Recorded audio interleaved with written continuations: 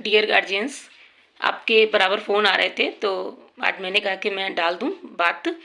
तो पिछली बार भी मैंने अपना एक वीडियो डाला था बच्चों की प्रिपरेशन से संबंधित, और इस बार भी डालना चाहती हूँ, कुछ कहना चाहती हूँ आपसे। बहुत संवेदनशील मुद्दा है कि इस समय परीक्षा का बिगुल बज चुका है। मैं मानती हूँ कि ये युद्ध नहीं है, लेकिन युद्ध से कम भी नहीं है, लेकिन ये युद्ध हमारे और आपके लिए है।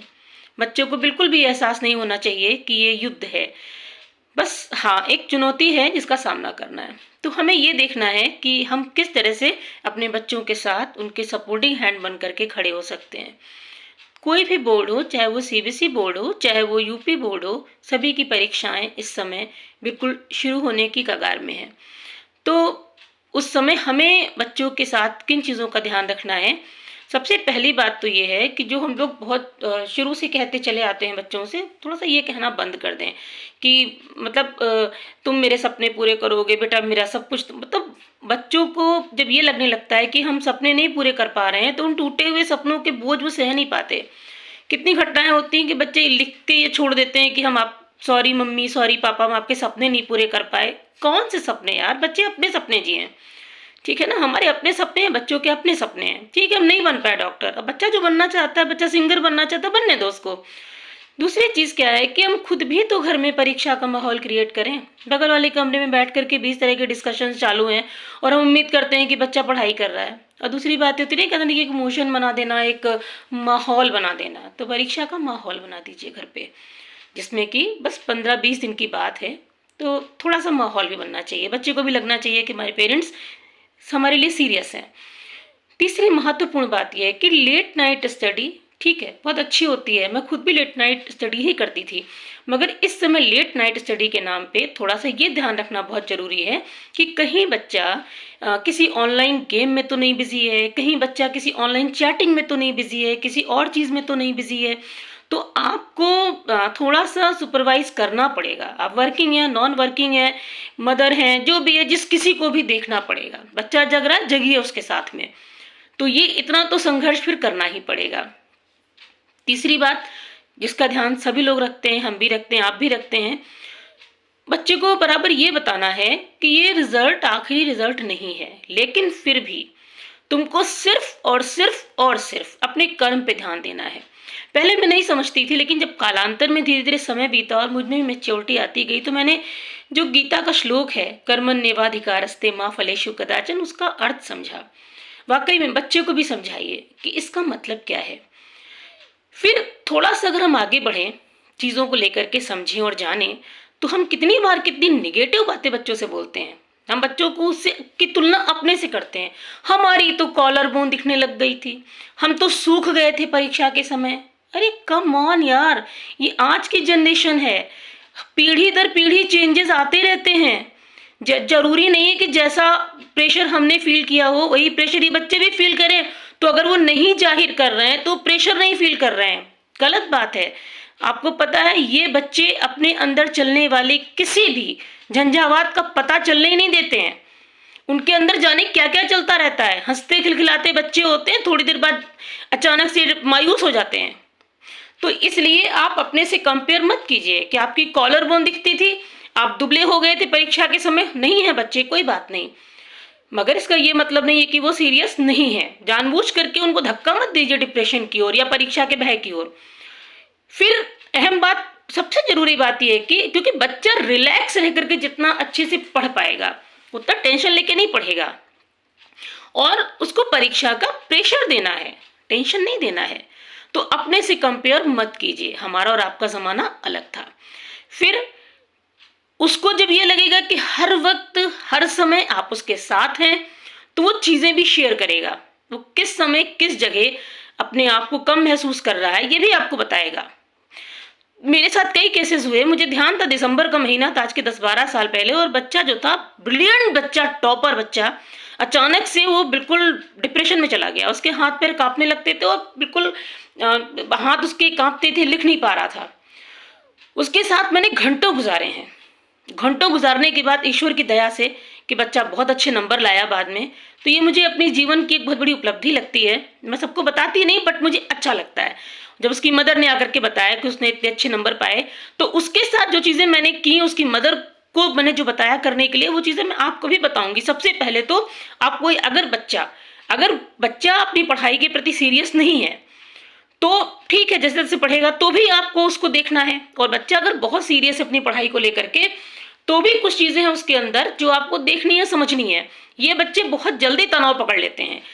आपका बच्चा परीक्षा संबंधी तनाव से गुजर रहा है, इसकी पहचान कैसे हो, इस पर ध्यान रखिएगा। सबसे पहली चीज तो क्या है कि उसके हाथ या पैर कांपेंगे, उसका मुंह सूखेगा, उसकी भोजन से अरुचि हो जाएगी, वो कंफ्यूज दिखेगा, जो याद करेगा वो भूलने लगेगा, आप पूछेंगे कुछ वो बताएगा कुछ, किसी और दुनिया में खोया रहता है वो, क्योंकि उसके मन में कल्पित ख्याल आने लगते हैं कि यदि ऐसा नहीं हुआ तो, यदि ऐसा नहीं हुआ तो, यदि मेरे 90% नंबर नहीं आए तो। और ये सबसे खतरनाक स्थिति है। तो प्लीज उसको नंबरों से, परसेंटेज से समय हटा लीजिए। 15 दिन का समय, 10 दिन का जो भी समय है, मतलब इसे कह सकते ना कि हंसते गुनगुनाते मुस्कुराते हुए ये दौर पार कर लीजिए। It should be like a festival, मतलब एग्जाम को हवा नहीं बनाना है, एक उत्सव की तरह होना चाहिए। दिवाली में सब झाड़ू वूड़ू लेके सफाई करते हैं जैसे, तो वैसे ही बच्चा अपनी तैयारी करे, अपनी परीक्षा की तैयारी करे। और इस समय जब आप ये लक्षण महसूस करिए तो सबसे पहले इमीडिएटली बच्चे को पास बिठा लिए। ये मेरे फादर ने मेरे साथ किया था, क्योंकि मैं भी परीक्षा संबंधी तनाव में क्लास 12th में आ गई थी। लेकिन मेरे फादर ने जो काम मेरे साथ किया, मैं चाहती हूँ आप लोग भी करिए। बच्चे को पास बिठा लिए। सबसे पहली बात तो उसको ये बताइए कि तुम ये मत सोचो तुम्हें अभी कितना तैयार करना है, तुम कितना कर चुके हो ये देखो, ठीक है, अपने अकाउंट में कितना जमा कर चुके हो। दूसरी बात, बच्चे को ये वो धीरे धीरे कहिए, लंबी लंबी सांस लो, थोड़ा सा मेडिटेशन वगैरह वो करें, खाने पीने पे ध्यान लगाइए। कॉमेडी, घर में चुटकुले का माहौल छेड़िए, घर में चुटकुले हो, घर में हल्की फुल्की बातचीत हो, गाना गुनगुनाना हो, उसे अकेला मत छोड़िए। परीक्षा के दौरान बिल्कुल नहीं अकेला छोड़िए। लेट नाइट स्टडीज़ को, जैसा कि मैं कहती भी हूँ, कि उसको थोड़ा सा ऑब्जर्व करिए कि कहीं ऑनलाइन चैटिंग ना कर रहा हो, कहीं और चीज़ें ना हो। तो ये चीज़ें भी तनावग्रस्त करती हैं बच्चे को। और अगर आप बराबर बच्चे के साथ हैं, बच्चे को लगेगा कि मम्मा या पापा हैं मेरे साथ, हर पल लगे हुए हैं, तो मतलब उसको ये नहीं लगना चाहिए कि आप सीसीटीवी कैमरा बने उसके, बट ये लगना चाहिए कि वो मुझे सपोर्ट करने के लिए खड़े हुए हैं। तो वो आपसे शेयर भी करेगा, जब वो किसी भी तरह का तनाव झेल रहा होगा तो वो आपको बताएगा। तो मैं आपको जरूर बता रही हूँ, लेकिन वो मैं खुद को भी बता रही हूँ। दूसरी चीज़ ये है कि जो फैमिली ग्रुप्स बने होते हैं ना, उनमें एक अनचाहा कंपटीशन छिड़ जाता है। बुआ क्या कहेंगी मेरा रिजल्ट देख के, मामा क्या कहेंगे, ताऊ के लड़के का तो इतने परसेंट आया, उनका इतने परसेंट आया। अरे डैम शिट यार, क्या है ये, क्या चीज़ है ये, इसको छोड़िए। फैमिली ग्रुप्स में बोल दीजिए रिजल्ट अच्छा आएगा तो मैं बताऊंगा या बताऊंगी, नहीं आएगा तो अब मत पूछना। छज्जों से झांक झांक के जो रिजल्ट पूछे जाते हैं ना, भाभी जी आज हाई स्कूल का रिजल्ट निकला, आपके बच्चे का क्या रहा, ये चीजें बच्चों को तनावग्रस्त करती हैं। बच्चे को सकारात्मक प्रेरणाएं दीजिए। ठीक है बेटा, तुम्हारा अगर ये आया तो मैं तुमको ये दूंगा, वो ये भी ठीक चीज है, कोई बुराई नहीं है इसमें। ये सकारात्मक प्रेरणा कहलाती है, नकारात्मक नहीं कि मैं तुमको तबेला खुलवा दूंगा, मैं तुमको मूंगफली की दुकान खुलवा दूंगा। नहीं, ये सब बातें मत बोलिए, उसका दौर बीत चुका। बोलने का समय दिसंबर तक था। अब बच्चे के साथ रहिए पूरी तरीके से। क्योंकि सबसे अच्छी बात है कि बच्चे, यंग जनरेशन, ये मुझे मेरे बच्चों ने बताया, मेरे मतलब मेरे स्टूडेंट्स नहीं, कि यंग जनरेशन इंस्टाग्राम पे रहती है और ये जो पुराने लोग होते हैं वो फेसबुक पे रहते हैं। तो मुझे मौका अच्छा मिल गया कि इस समय मेरी बात जब फेसबुक पे होगी तो पेरेंट्स से होगी। बच्चे इस समय बहुत रेयर बच्चे जुड़े हैं, जो पास आउट कर चुके हैं वो जुड़े हुए हैं। अपनी बात मैंने कही, ये बात मेरे अपने लिए है। देखिए, आपके बच्चे भी मेरे बच्चे हैं। जाने कितने लोग ऐसे हैं जो उसको देख रहे हैं, उनमें से कितनों के बच्चे हाई स्कूल में होंगे, कितनों के बच्चे इंटरमीडिएट में होंगे, कितनों के भतीजे होंगे, भांजे होंगे, भांजियाँ होंगी, और सभी के होंगे। ये हमारे साझे बच्चे हैं, ये हमारे और आपके मिले जुले बच्चे हैं, ये देश के भविष्य हैं। इस समय हमें इनके बारे में सोचना है। हम लोग सेटल हो चुके हैं, हमारी ज़िंदगी सेट हो चुकी है, हम लोग अपनी मंजिलों को पा चुके हैं। हमारे लिए फरवरी का महीना भले ही वैलेंटाइन मंथ हो, लेकिन इन बच्चों के भविष्य का बहुत ही नाजुक दौर है। इन्हें ये पता होना चाहिए कि स्वीट 16 का मतलब होता है ज़िंदगी की नींव रखना, अपनी लाइफ को बनाना।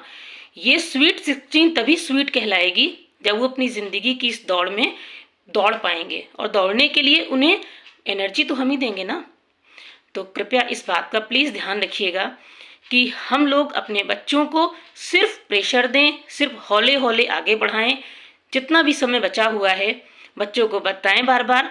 मैंने तो उसमें अपनी स्टडी टेबल पे लिख के टांग दिया था कि अपॉर्चुनिटी डज स्ट्राइक अगेन, अवसर दोबारा दस्तक दे रहा है तुम्हारे द्वार पे। तो मेरी बात का ध्यान रखिएगा। हाई स्कूल और इंटरमीडिएट की परीक्षाओं को देने जा रहे बच्चों के साथ एक सेनानी की भूमिका में रहिए। धन्यवाद।